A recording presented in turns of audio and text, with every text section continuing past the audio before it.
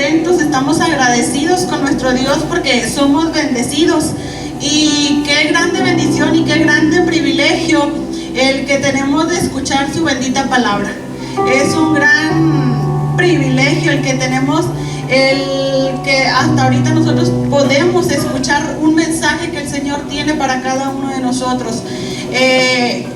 Dispongamos nuestro corazón para escuchar lo que Él tiene. Y el día de ayer sin duda fuimos bendecidos con su palabra y sabemos que el día de hoy no será la excepción. Nos acompaña desde Monterrey, Nuevo León, nuestra hermana Carla Casas, y le pedimos que ella suba aquí y ella es quien nos dará el mensaje el día de hoy. Que el Señor bendiga a nuestra hermana. Amén. Bendiciones, hermanos. Dios es bueno y Dios nos ha acompañado hasta el día de hoy. Vamos a cerrar nuestros ojos y vamos a hacer una oración al Padre y vamos a decirle que Él hable a nuestra vida esta mañana. Amén. Amado Dios, te doy gracias, Padre eterno, porque tu bendición nos acompaña hoy. Hoy te exalto por tus bondades, Señor, por tu excelencia, por tu perfección, por tu misericordia, Señor. Hoy te exalto por todo lo que eres, Señor. Te doy gracias porque tu presencia está aquí con nosotros. Hoy ruego que tu Espíritu Santo hable a nuestras vidas, Señor. Que tu gracia, Señor, nos acompañe, Señor. Que seas tú, Señor Jesús, hablando a nuestros pensamientos, transformando corazones, Dios. Hoy ruego, Señor, que tu palabra sea desafiante, Señor, para tus hijos, Señor. Que entendamos el plan divino para el cual nos has llamado, para el cual nos has traído a este lugar. Hoy ruego que tu presencia sea tan palpable, Señor Jesús, que no nos podamos desprender de ti, Señor, sino que deseemos más y más de tu presencia este día. Espíritu Santo, pido, Señor, que tu presencia nos acompañe hoy. Usa mis labios, Señor, para predicar tu palabra. Bendice a tu iglesia, Señor, y habla a tu iglesia en el nombre de Jesús. Amén y amén. Voy a pedir que abras tu Biblia esta mañana.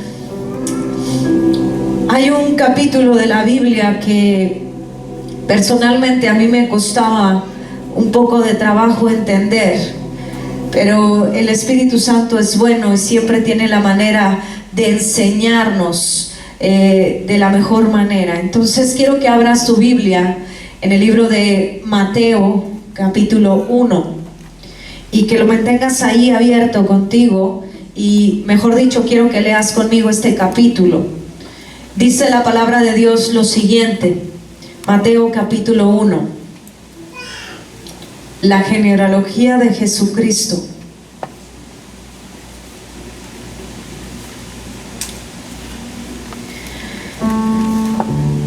Dice la palabra de Dios, libro de la genealogía de Jesucristo, hijo de David, hijo de Abraham. Léelo conmigo. Abraham engendró a Isaac, Isaac a Jacob y Jacob a Judá y a sus hermanos. Judá engendró de Tamar a Fares y a Sara, Fares a Esrom y Esrom a Aram. Aram engendró a Aminadab y Aminadab a Naasón, y Naasón a Salomón. Salomón engendró de Rahab a Boz engendró de Ruth a Obed, y Obed a Isaí. Isaí engendró del rey David, y el rey David engendró a Salomón, de la que fue mujer de Urías. Salomón engendró a Roboam, y Roboam a Abdías, y Abdías a Asa. Asa engendró a Josafat, y Josafat a Joram, y Joram a Usías, y Usías engendró a Jotán, y Jotán a Acaz, y Acaz a Ezequías, y Ezequías engendró a Manasés, Manasés y Amón a Josías. Josías engendró a Jeconías y a sus hermanos en el tiempo de la deportación a Babilonia. Después de la deportación a Babilonia, Jeconías engendró a Salatiel, y Salatiel a Zorobabel. Zorobabel engendró a Abiud, y Abiud a Eliaquín, y Eliaquín a Azor. Azor engendró a Eliud, y Eliud a Eleazar, a Matán, y Matán a Jacob. Y Jacob engendró a José, marido de María, de la cual nació Jesucristo. Quiero que leas nuevamente ese último versículo en el verso 16. Y Jacob engendró a Matán y Matán a Jacob. Y Jacob engendró a José, marido de María, de la cual nació Jesús, llamado el Cristo. De manera que todas las generaciones de Abraham hasta David son 14, desde David hasta la deportación de Babilonia 14, y desde la deportación de Babilonia hasta Cristo 14. Cierra tus ojos y oremos una vez más. Padre amado, trae entendimiento de tu palabra esta mañana. Trae revelación a tus hijos. Háblales al corazón, Espíritu Santo, de la manera que a mí me hablaste. Hoy me pongo en tus manos, Señor, para ser usada. Y te ruego, Señor, que esta noche, este día, seamos todos bendecidos por tu palabra. En el nombre de Jesús, amén y amén. Puedes tomar tu lugar. Hace un tiempo atrás empecé a leer este libro y mira que en diferentes ocasiones leí el capítulo 1 y entre estos nos encontramos con puros nombres un poco difíciles de pronunciar. Y yo decía al Señor, ¿por qué tú escribiste tantos nombres en este capítulo? ¿Qué tengo que saber yo de esta palabra? ¿Qué tengo que entender yo de este mensaje? Y precisamente el tema que ustedes escogieron se llama desafío. Y un desafío tiene que ver con aceptar un reto. Y si estamos hablando del mensaje de Dios, hay un reto que viene de parte de Dios. Hay un desafío que tú y yo tenemos como personas, que Dios nos ha puesto en una situación difícil, o quizás para algunos podríamos decir hasta peligrosa, con la que nos vamos a enfrentar próximamente.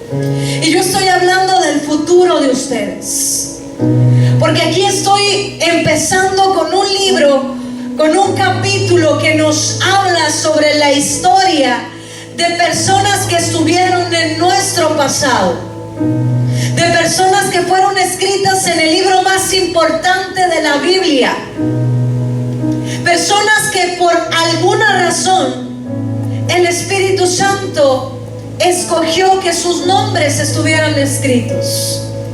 Pero ahora Dios nos desafía a nosotros, como hijos de Dios, a enfrentar los desafíos que Él está escribiendo para nosotros.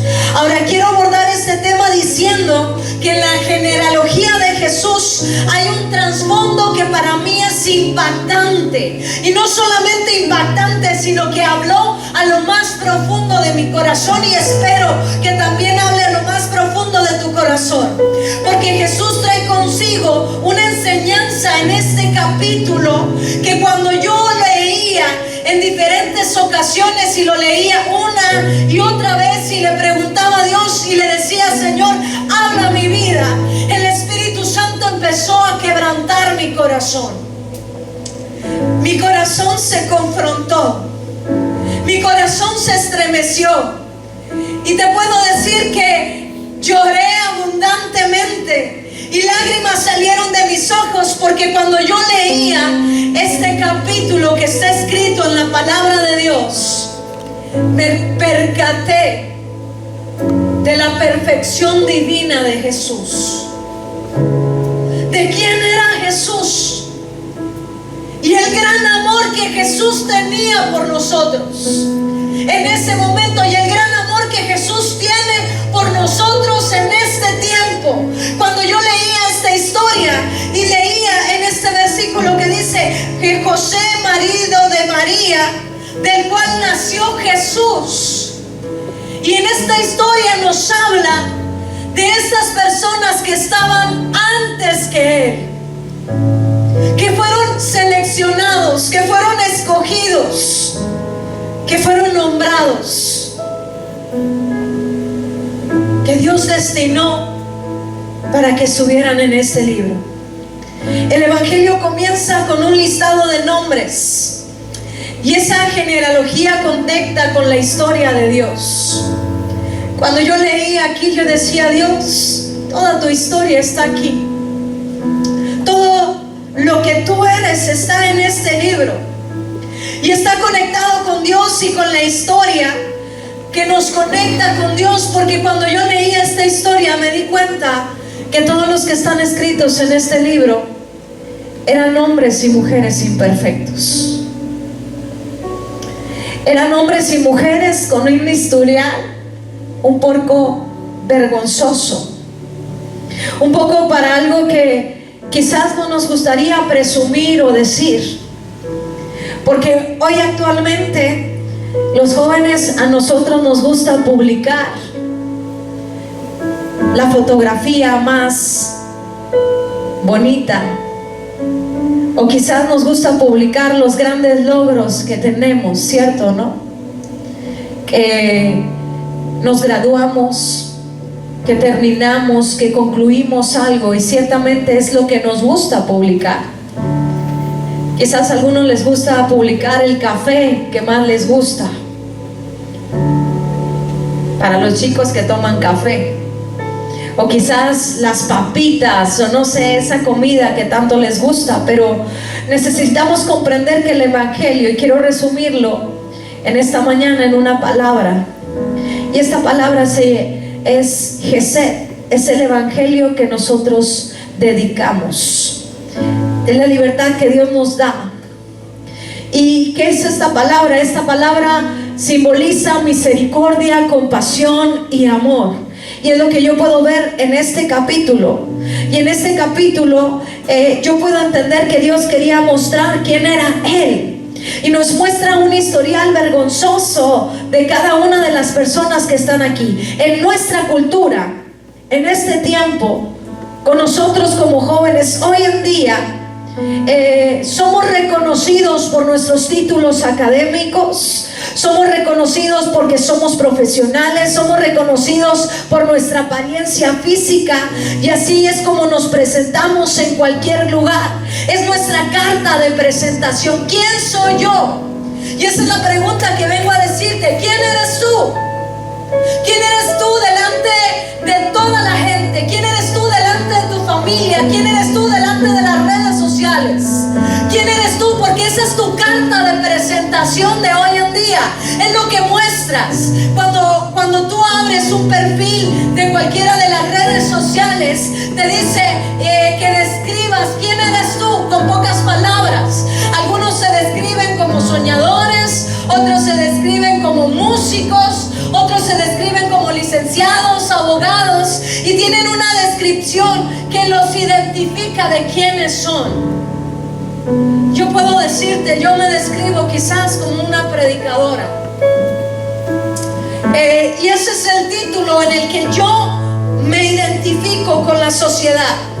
Sin embargo, en la época de Jesús, estas personas tenían una manera de identificarse, una manera en la cual era de suma importancia el decir: este soy yo, y te daba una posición social.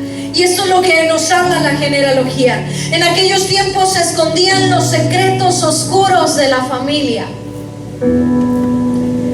Hace un momento leímos este capítulo, y esto era lo que yo quería platicar contigo.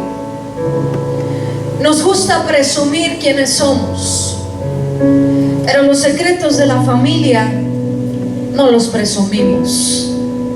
Y cuando hablo de los secretos de la familia, es que nosotros no decimos a voz abierta que tenemos un papá o una mamá que toma. No decimos que papás se están divorciando. No decimos que a lo mejor nosotros fuimos rechazados desde el vientre de nuestra mamá.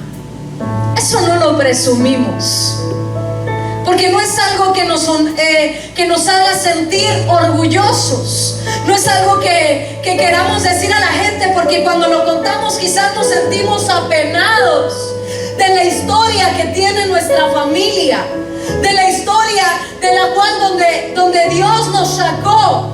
Porque quiero decirte que cuando Jesús vino a nuestra vida, Él escribió una nueva historia en nosotros. Nos puso un nombre diferente, pero no contamos la historia de dónde salimos. No contamos esa historia. Y esto era lo que sucedía con los que están escritos en esta libra. En este libro dice: escondían los secretos oscuros de la familia, acciones erróneas, equivocaciones, cosas imperdonables. Lo mismo pasa hoy en día. Quitamos los focos de nuestras imperfecciones. Queremos aparentar ser los mejores, que vean que somos lo mejor para todo. Nuestras debilidades las escondemos. Nadie cuenta cuando está triste. Nadie cuenta cuando tiene ansiedad. Eso no lo contamos, porque podemos decir que van a pensar de nosotros.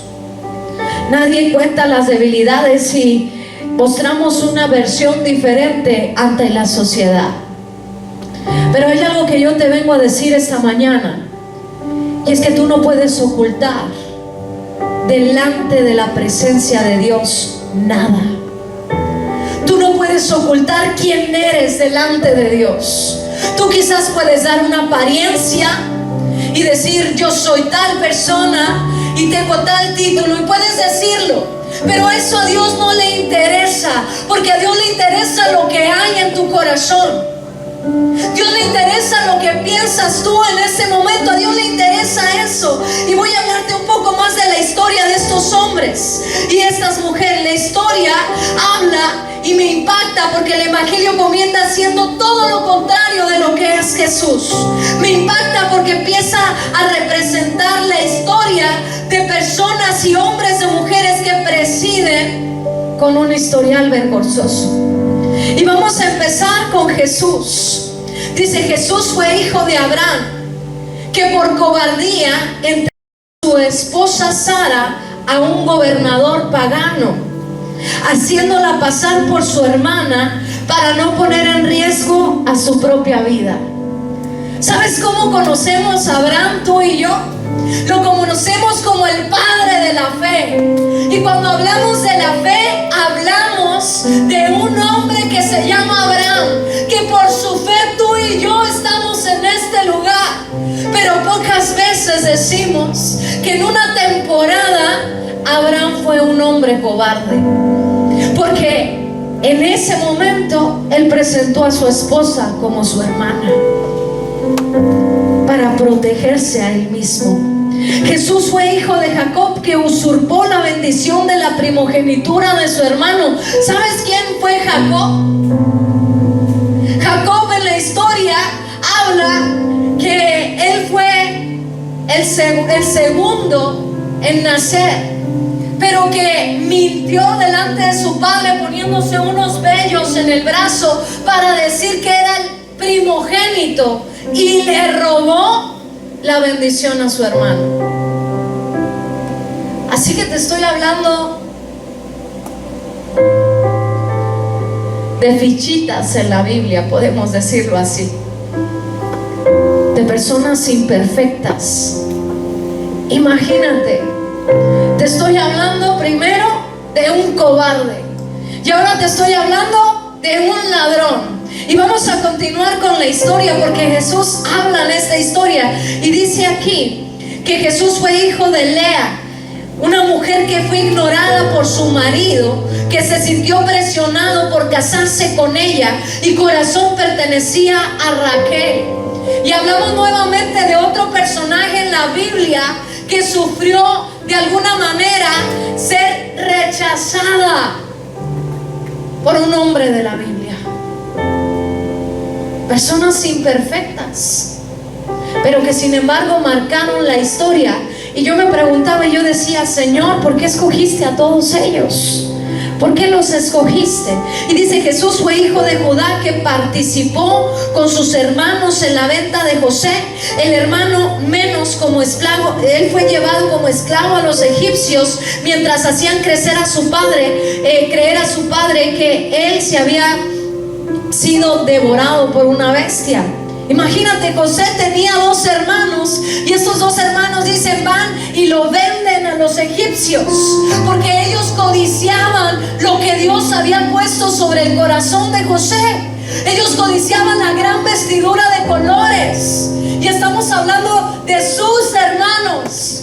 Pero ¿quién cuenta esta historia? ¿Quién cuenta que a veces somos traicionados? ¿Quién cuenta que a veces somos de alguna manera, qué le podemos decir? Quebrados por nuestra propia familia, humillados. Y yo le decía, Señor, verdaderamente escogiste, no sé cómo explicarlo, pero escogiste a personas muy únicas, para no decir otra palabra. Dice, Jesús fue hijo de Fares, que fue producto de incesto de Tamar con su suegro. Alguien que cometió una inmoralidad delante de Dios. Todas estas cosas no fueron ocultas al Padre. A veces pensamos y decimos, yo voy a ocultar mi pecado, Dios no lo va a ver, Dios no sabe, nadie se da cuenta, el pastor no lo sabe, nadie lo sabe, pero Dios lo sabe. Y eso es lo que a mí me impacta de este capítulo, porque Dios sabía la historia de cada hombre y mujer de aquí. Dice, Jesús fue hijo de Rahab, que fue una prostituta, una mujer que se metía con muchos hombres. Y luego habla, Jesús fue hijo de David, quien se obsesionó con Betsabé, la esposa de uno de sus amigos.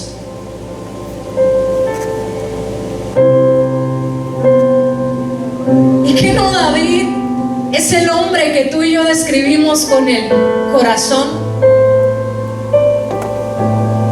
Con un corazón alineado a Dios. Y pocas veces contamos la historia de dónde salió David. Porque David codició a la esposa de uno de sus amigos. Y no solamente eso, se atrevió a mandarlo a la guerra en el frente. ¿Sabes para qué? Para que él muriera. Te estoy hablando de cómo era el corazón de estos hombres y de estas mujeres que estaban ahí en la historia. Y dice, Jesús fue hijo de Salomón, y Salomón tuvo cientos de esposas paganas que terminaron inclinando su corazón a la idolatría. Y yo decía, Dios, ¿por qué los escribiste en el primer libro? Podría seguir por eso, pero me doy cuenta que el historial de cada uno de ellos es verdaderamente vergonzoso e inmoral. Y tienen una historia que a mí me impactaba. Y cuando yo la leía, la genealogía de Jesús, me daba cuenta del gran amor que Jesús tiene por nosotros. Y es que este capítulo que habla de la palabra, de la historia de estos hombres y mujeres que son imperfectos, a muchos de nosotros también nos describe.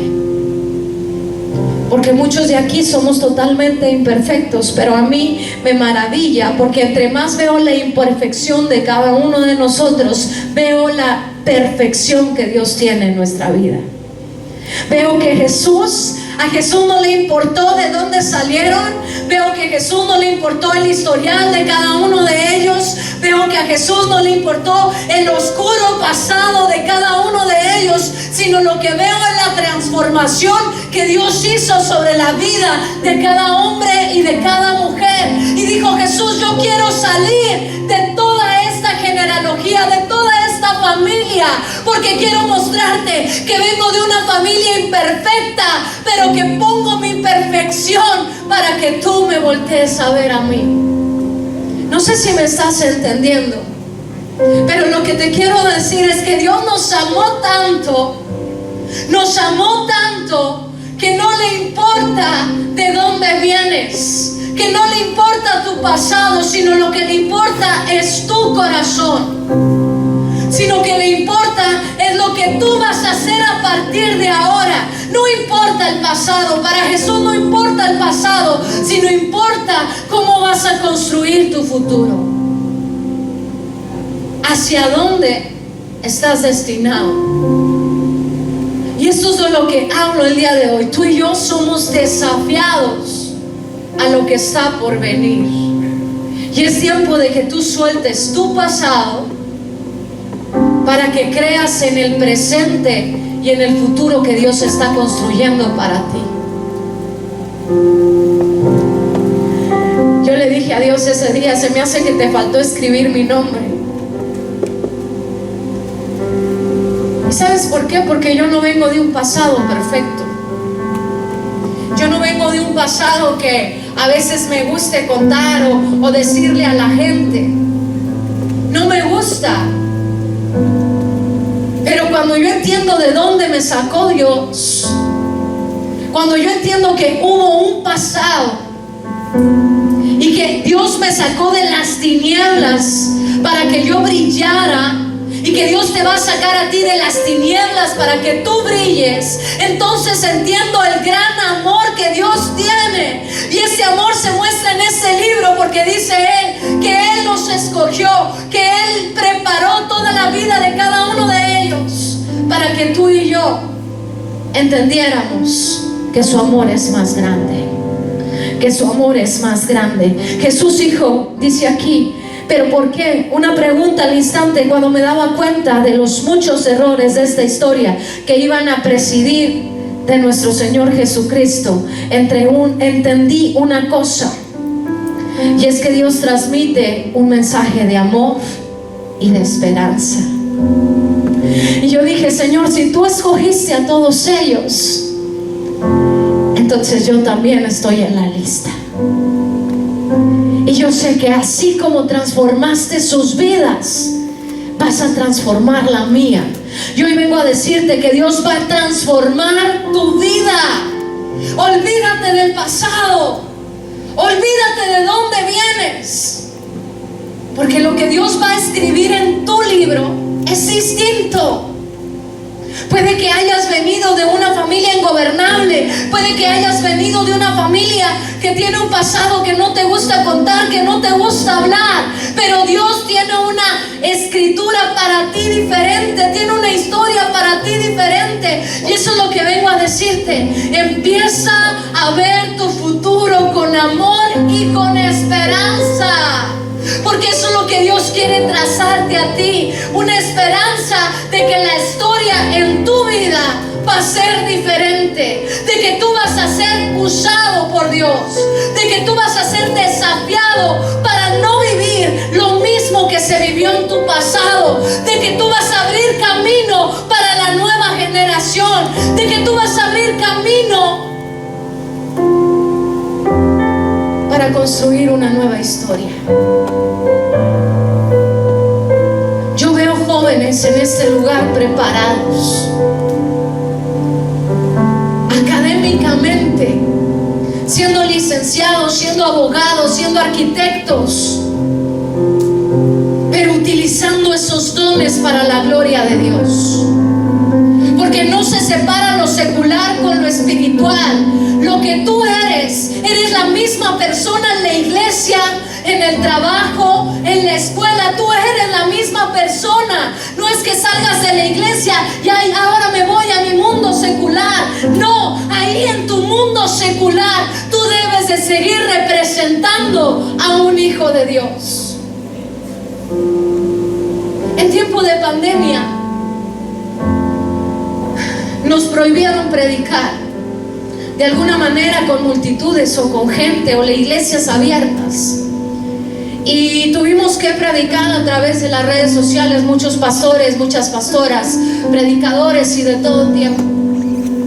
Y recuerdo que una enfermera, una joven enfermera, me dijo a mí, y me dijo: es que no estás haciendo todavía bien tu trabajo, o sea, predicar. Y entonces yo le decía: ¿a qué te refieres? Es que no estás llegando a donde tienes que llegar. Me decía: tienes que ir a los hospitales, tienes que ir a ciertos lugares. Y a esta enfermera yo le contesté, le dije: ¿cuántas personas han muerto puesto delante de tu presencia. Y cuando yo le dije esto, esa joven señorita volteó a verme y con lágrimas en los ojos me dijo: muchas. Y le dije: yo, sabes que yo no puedo llegar a esos lugares, pero tú sí puedes. Sabes que tú sí puedes hacerlo y puedes darles el mensaje de salvación ahí en su último momento. Y porque estás esperando que yo vaya, tú estás perdiendo la oportunidad de ser usada.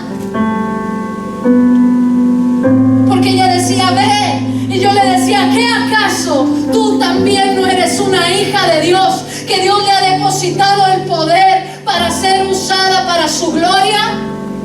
Y eso es de lo que te estoy hablando, porque Dios no aparta lo secular con lo espiritual. Tú, aunque seas licenciado, aunque vayas a ser abogado, aunque vayas a ser doctor, no dejas de ser hijo de Dios. Y Dios te ha dado la autoridad para utilizar los dones y talentos que tú tienes. Y hoy en día necesitamos de gente preparada para que llegue a lugares de los cuales nosotros no podemos llegar. A veces yo no llego a esos lugares, a veces el pastor no llega a esos lugares, pero tú sí vas a llegar a esos lugares. Y a ti no se te debe de olvidar la identidad que te ha dado Cristo Jesús de ser su hijo. Quizás con un pasado oscuro, pero su hijo y su hija.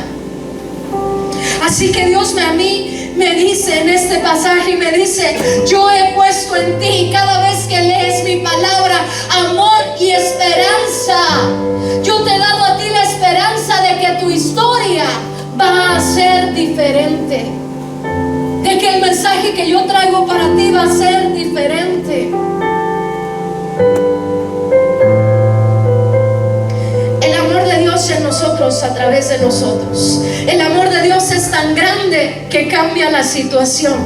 Cuando Dios llega, todo cambia y Él nos pide que hagamos misericordia y compartamos. Muchas ocasiones hemos intentado ser como Jesús y fracasamos. Implica darnos cuenta en la condición en que vivimos. Implica un desafío en las relaciones de nuestro contexto. Dios no espera que amemos a los demás. Quiero hablarte de mi currículum. Mi abuelo paterno y mi abuelo materno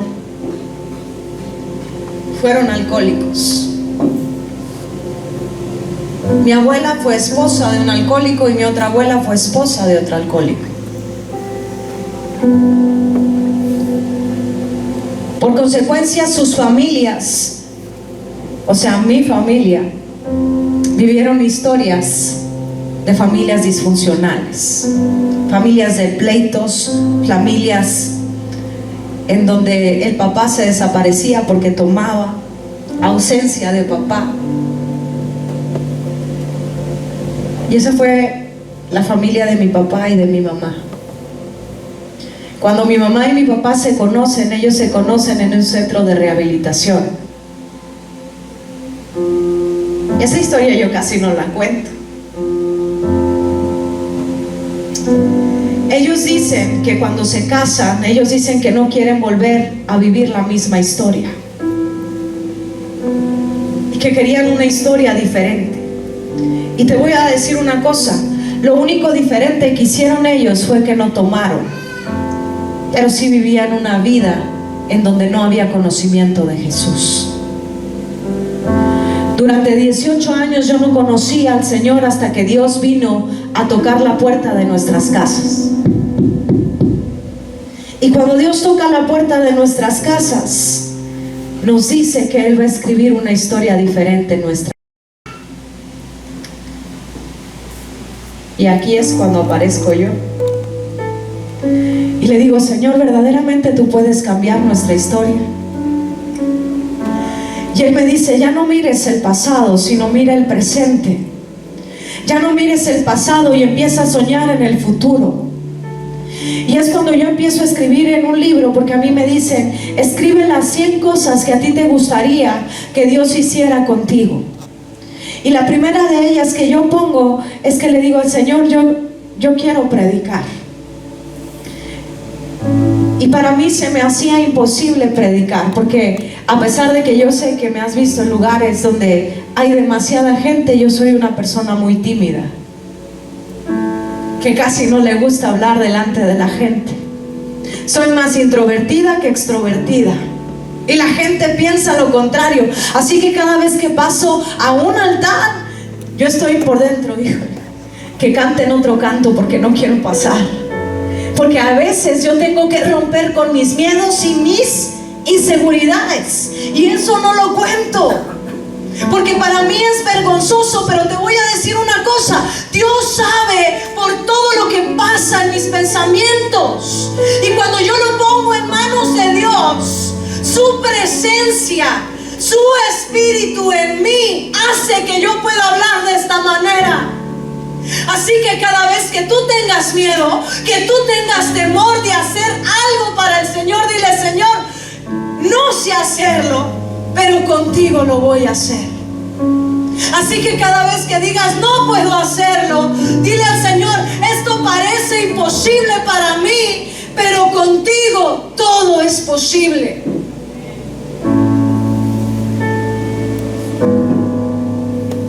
La primera vez que me invitaron a predicar fue precisamente en Coahuila.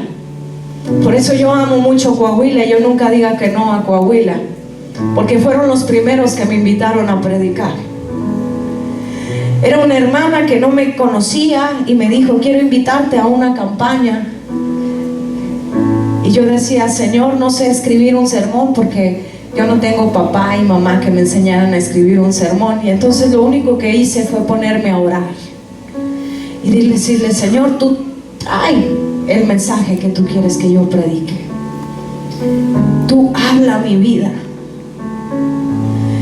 Y quiero que abras conmigo el libro de Lucas, capítulo 22. Vamos a abrir nuestra Biblia en Lucas, capítulo 22. Y en el verso 41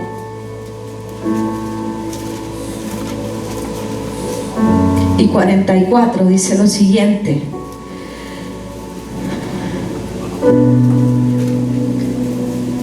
y salieron y se fue como solía. En el verso 39, cuando llegó a aquel lugar les dijo: orad que no entréis en tentación. Y él se apartó de aquellos a distancia como de un tiro de piedra, y puso de rodillas y oró diciendo: Padre, si quieres, pasa de mí esta copa, pero no se haga mi voluntad sino se haga la tuya.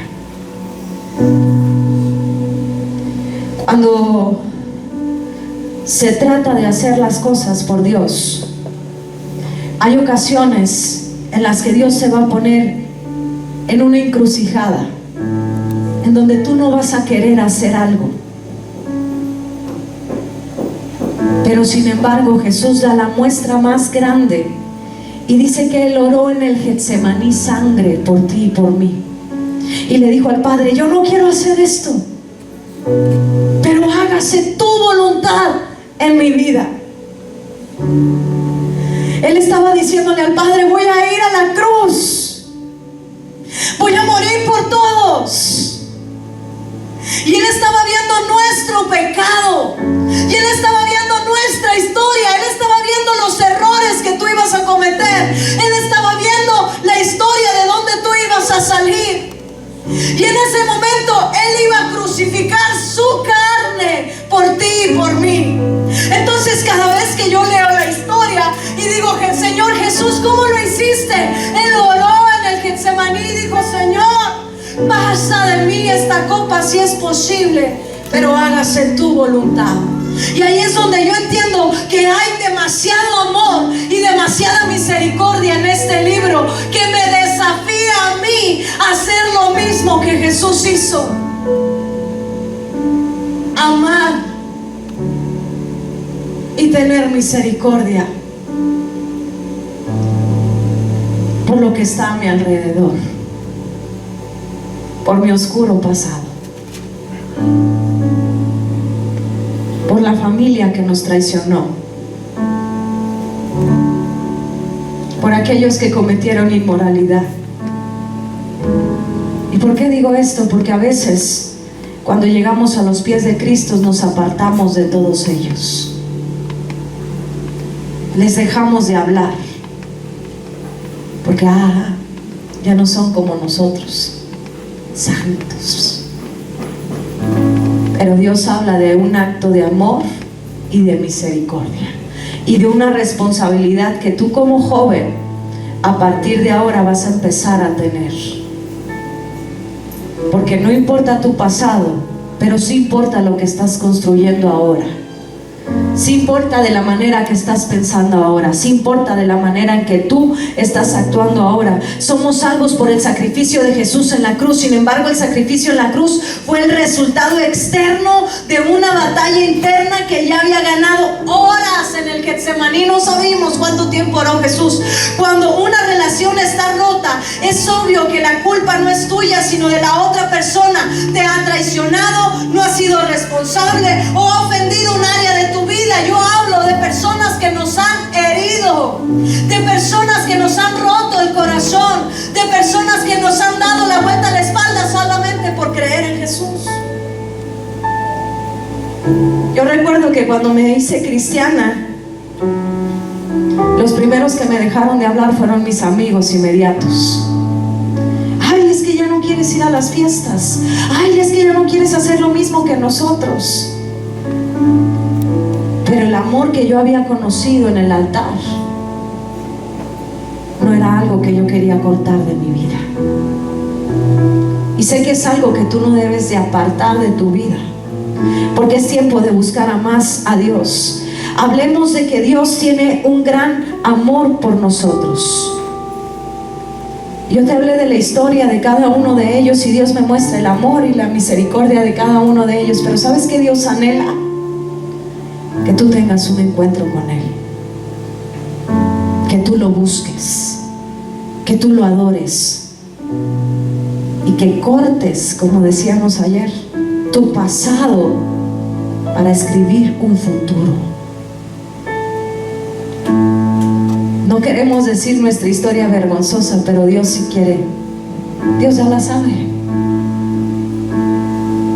Dios ya sabe de dónde vienes, quién es tu papá, quién es tu mamá, qué hicieron, qué no hicieron. Inclusive sabe lo que hiciste la semana pasada. Dios ya lo sabe. Y eso no lo puedes ocultar delante de Él. Y entonces lo único que yo veo aquí en esta historia es que Dios escogió hombres y mujeres imperfectos para ser usados para su gloria. Yo soy una persona que está llena de defectos, pero sin embargo me he puesto delante de Dios para ser usada por Dios. Ahora yo te voy a preguntar a ti, joven, ¿quieres cambiar tu historia el día de hoy? ¿Quieres cambiar tu pasado? ¿O solamente quieres tener un pie adentro en la iglesia y comportarte diferente fuera de ella? Porque somos muy buenos para algunas cosas, y yo le voy a pedir primero a los jóvenes que se pongan de pie, y voy a ponerles un ejemplo bien simple que somos buenos para hacer esto. Pónganse de pie, jóvenes, ahí en su lugar.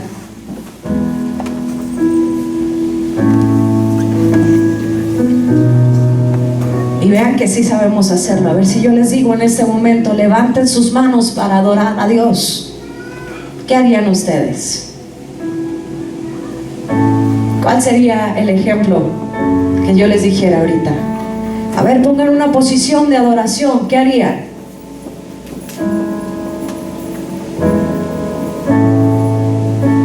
Y cerrar los ojos, ¿verdad que sí? Y si yo les digo, a ver, jóvenes, llegó el tiempo de orar, ¿qué van a hacer ustedes? Se van a hincar y van a orar. Porque sabemos imitar y sabemos dar una apariencia en esas cosas. Sí sabemos. Y cuando el que está cantando las alabanzas dice, levanta tus manos, tú también levantas las manos. Y en ocasiones no lo haces con el corazón, simplemente lo haces porque es algo que ya aprendiste a hacer. Pero cuando se trata de Jesús, todo tiene que ser con el corazón. Tu vida tienes que entregarla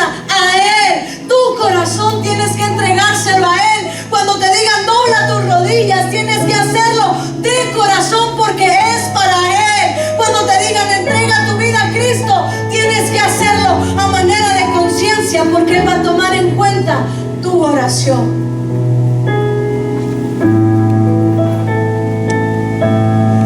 Cuando conocí a Dios, yo pensé que Él no existía y que Él no iba a poner la mirada en mí nunca, porque yo decía, existe Dios, sí existe Dios allá arriba en el cielo donde no lo veo. Pero jamás en ese momento comprendía que yo podía tener una comunicación con Él. Y cuando Dios se muestra en mi vida y me dice, aquí estoy, yo dije, el ser perfecto, el todopoderoso, está volteando a verte a ti el día de hoy y te está diciendo, aquí estoy escuchando tus anhelos, estoy escuchando tus sueños, estoy escuchando tus proyectos, estoy escuchando hacia dónde quieres llegar. Tú piensas que nadie te escucha, tú piensas que nadie te oye, pero cuando tú le entregas tu vida a Cristo, te enfrentas al gran desafío, a ir en contra del mundo, a ir en contra de la idolatría, a ir en contra del odio, del rencor, de la falta de perdón, del resentimiento, de la inmoralidad. A eso te enfrentas. Ahora yo te voy a decir esta mañana, ¿estás listo para entregarle verdaderamente tu vida a Dios? ¿Estás listo para entregarle todo tu pasado y que Él escriba una historia nueva? Porque ese es el desafío. Que de aquí salgan jóvenes y señoritas, algunos que quieran de servir a Dios con todo su corazón como pastores, como predicadores, pero también que haya jóvenes y señoritas que estén dispuestas a hacer iglesias para la obra de Cristo, a ser abogados para defender las leyes que se necesitan ser defendidas, a ser políticos para hacer política y defender el evangelio en contra del mundo. Yo no sé si estás listo para el gran desafío. Solamente tu corazón lo sabe. Así que yo quiero que cierres tus ojos y primero digámosle a Dios, Señor, yo quiero poner mi vida en tus manos. Hoy entiendo que vengo de un pasado oscuro, pero tú vas a escribir una nueva historia en mi vida. Y quiero que le digas a Dios, Señor, te entrego mi vida de todo corazón, porque mi pasado ya no importa. La palabra de Dios dice, nueva criatura eres, las cosas viejas pasaron. Eso es lo que dice la palabra. Y el Espíritu Santo va a empezar a redireccionar tu camino. Gracias, Señor Jesús. Gracias, Espíritu Santo. Yo le voy a pedir a la iglesia que se ponga de pie. Y ahora sí voy a hacer un llamado a todos aquellos que quieran escribir una nueva historia. Yo le voy a pedir a todos los jóvenes que pasen al frente primeramente. Pasan aquí al frente y vamos a poner nuestra vida en manos de Dios.